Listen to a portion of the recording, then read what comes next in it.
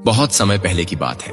एक घना जंगल था जहां हर जानवर खुद को सबसे महान समझता था, लेकिन वहीं रहता था एक नन्हा चूहा, नन्हू, जिसे कोई नहीं पूछता। नन्हू चुपचाप, शांत और बहुत ही समझदार था, लेकिन उसे कभी किसी ने गंभीरता से नहीं लिया। वो जब किसी की मदद की कोशिश करता तो जानवर हंसते और कहते, तू तू क्या कर पाएगा। एक दिन जंगल में हड़कंप मच गया। राजा हाथी, जंगल का सबसे बड़ा और ताकतवर प्राणी, एक गहरे दलदली गड्ढे में गिर गया।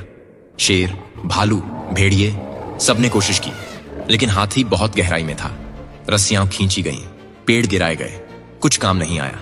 तभी सबके बीच से नन्हू चूहा धीरे से आगे आया। सारे जानवर हंस पड़े। तू भी आया है हाथी को बचाने, चल जा यहां से।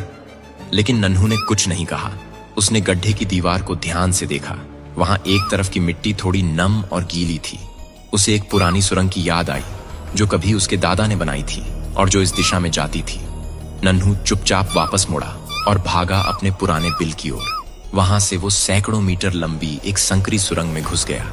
अंधेरा, डर, कीड़े, लेकिन नन्हू रुका नहीं। वो जानता था कि सुरंग एक झील से सटी है और अगर वो झील की दीवार में एक छेद कर दे तो पानी उस गड्ढे में बह सकता है। नन्हू ने अपने पैने दांतों से दीवार की मिट्टी कुतरनी शुरू की। धीरे धीरे कण कण मिट्टी हटी और आखिरकार एक पतली सी धारा बहने लगी। थोड़ी ही देर में झील का पानी गड्ढे की तरफ बह गया। पानी ने गड्ढे की एक तरफ की मिट्टी गीली कर दी और कुछ ही देर में वहां ढलान बन गई।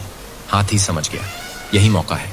वो धीरे धीरे अपने भारी शरीर को उस गीली ढलान पर चढ़ाता गया और आखिरकार बाहर निकल आया। सारे जानवर हैरान थे। शेर बोला, ये कैसे हुआ? हमने तो सब कोशिश कर ली थी। तभी मिट्टी में से एक छोटी सी पूंछ हिली और बाहर निकला नन्हू चूहा, कीचड़ से सना लेकिन मुस्कुराता हुआ।